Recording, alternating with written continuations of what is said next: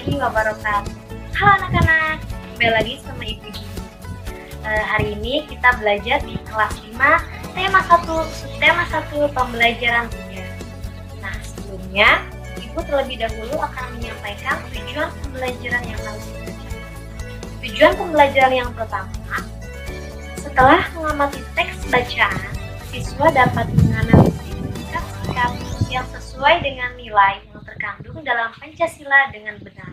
Yang kedua, melalui pengamatan gambar, siswa dapat mengidentifikasi sikap-sikap yang sesuai dengan nilai yang terkandung dalam Pancasila dengan benar. Yang ketiga, setelah mengamati gambar peta Indonesia, siswa dapat menjelaskan karakteristik geografis Indonesia sebagai negara kepulauan atau maritim. Nah, anak-anak, kalian masih ingat pembelajaran sebelumnya? Ya, mengenai cerita Rudi dan kelinci. Yuk, kita simak ceritanya.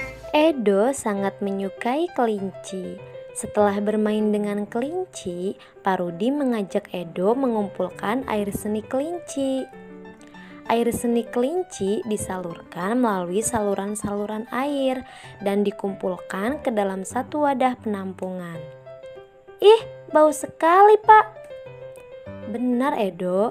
Meskipun bau, tetapi air seni kelinci ini sangat baik digunakan sebagai bahan pupuk cair organik untuk tanaman. Sayuran akan tumbuh subur, tanaman buah akan cepat berbuah, dan tanaman bunga akan cepat berbunga. Nah Edo, tolong berikan air seni ini kepada Pak Eko.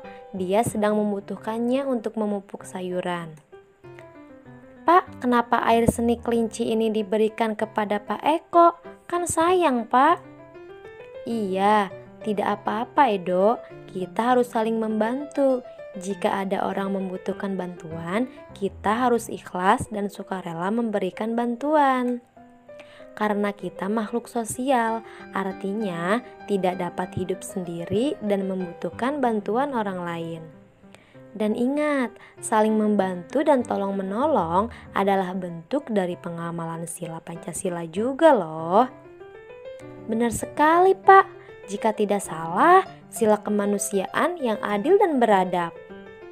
Nah, anak-anak, mari kita belajar mengenai nilai-nilai Pancasila. Pancasila merupakan dasar negara Indonesia. Nilai-nilai yang termasuk ke dalam Pancasila yang pertama adalah ketuhanan, yang kedua kemanusiaan, yang ketiga persatuan, yang keempat kerakyatan, dan yang terakhir adalah keadilan. Nah, untuk itu, mari kita simak pemaparan dan contoh-contoh yang termasuk ke dalam nilai-nilai Pancasila. Sila pertama mengandung nilai ketuhanan.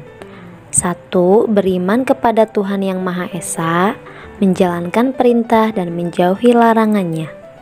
Kedua, memiliki toleransi antar umat beragama.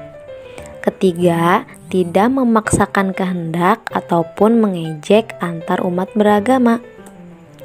Sila kedua mengandung nilai kemanusiaan.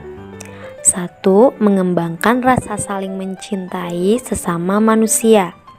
Kedua, melakukan kegiatan kemanusiaan. Ketiga, berani menegakkan kebenaran dan keadilan. Keempat, menjauhi rasialisme. Sila ketiga mengandung nilai persatuan.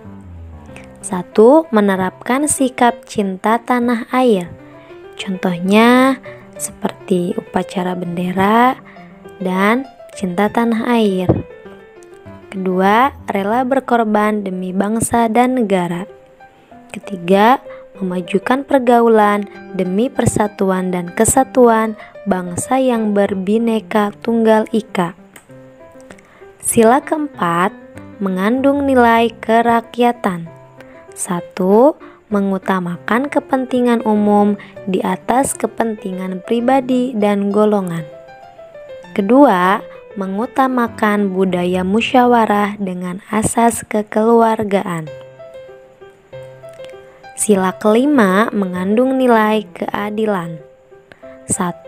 Bersikap adil terhadap sesama. 2. Bersikap hemat. 3. Memiliki sikap bekerja keras dan menghargai hasil kerja orang lain. Contohnya, tidak menerima suap, selalu menghargai dan menyayangi sesama, dan belajar menabung. Nah, sekarang kita simak sikap atau perilaku yang sesuai dengan nilai Pancasila dan perilaku atau sikap yang tidak sesuai dengan nilai Pancasila. Sila pertama dilambangkan oleh bintang. Perilaku yang mencerminkan sila pertama adalah 1. Merayakan hari besar keagamaan. Yang kedua, tidak memaksakan agama kepada orang lain. Dan yang ketiga, beribadah sesuai agama dan keyakinan masing-masing. Sila kedua dilambangkan oleh rantai. Perilaku atau sikap yang mencerminkan sila kedua adalah yang pertama, menjenguk orang yang sakit. Yang kedua, tidak membeda-bedakan teman saat bergaul. Dan yang ketiga, saling membantu atau saling menolong antar sesama. Sila ketiga dilambangkan oleh pohon beringin. Sikap atau perilaku yang mencerminkan sila ketiga, yang pertama, ikut kerja bakti di sekolah. Kedua, gotong royong. Dan yang ketiga, mempelajari kebudayaan daerah lain yang ada di Indonesia. Nah, sila keempat dilambangkan oleh kepala banteng. Perilaku atau sikap yang mencerminkan sila keempat, yang pertama, musyawarah mufakat. Yang kedua, melaksanakan hasil musyawarah dengan baik. Sila kelima dilambangkan oleh padi dan kapas. Perilaku yang mencerminkan sila kelima, yang pertama, menghukum orang yang telah melanggar aturan. Yang kedua, contoh ketika kita dalam angkutan umum atau angkot. Kita harus mempersilahkan orang yang lebih tua dari kita untuk duduk di bangku kursi. Perilaku yang tidak sesuai dengan sila pertama. Yang pertama, melarang orang lain beribadah. Kedua, mengganggu saat orang lain beribadah. Ketiga, mencoret-coret tempat ibadah. Perilaku yang tidak sesuai dengan sila kedua. Pertama, pilih-pilih teman. Kedua, menyerobot antrian. Ketiga, berbicara kasar kepada orang lain. Perilaku yang tidak sesuai dengan sila ketiga. 1. Tidak mau berteman dengan yang berbeda suku bangsa. Kedua, tidak mau bekerja bakti. Dan yang ketiga, lebih senang menggunakan produk luar negeri daripada produk dalam negeri. Perilaku yang tidak sesuai dengan sila keempat. Pertama, tidak mengikuti pemilu. Kedua, tidak menerima pendapat orang lain. Perilaku yang tidak sesuai dengan sila kelima. 1. Mencontek saat ulangan. Kedua, tidak membayar pajak.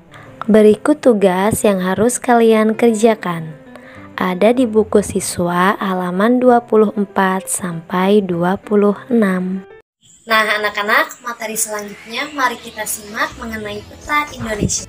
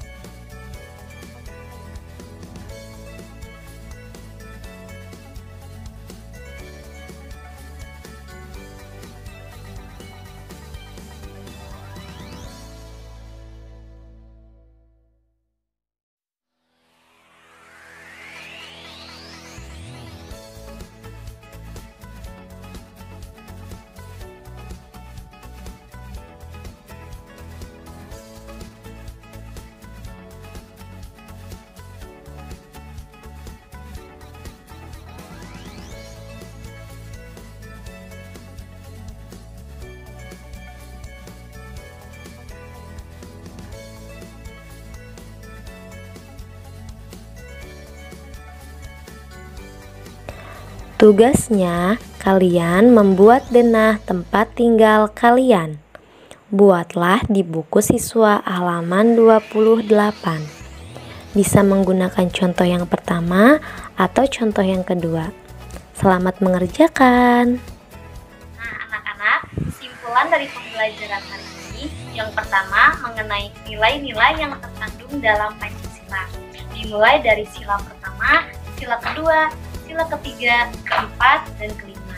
Dan yang kedua mengenai jumlah total wilayah Indonesia mencapai sekian kilometer persegi.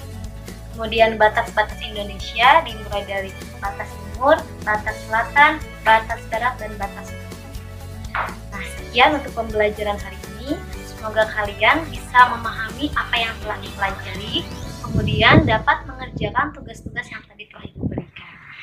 Oke, sampai ketemu di video selanjutnya. Assalamualaikum warahmatullahi wabarakatuh.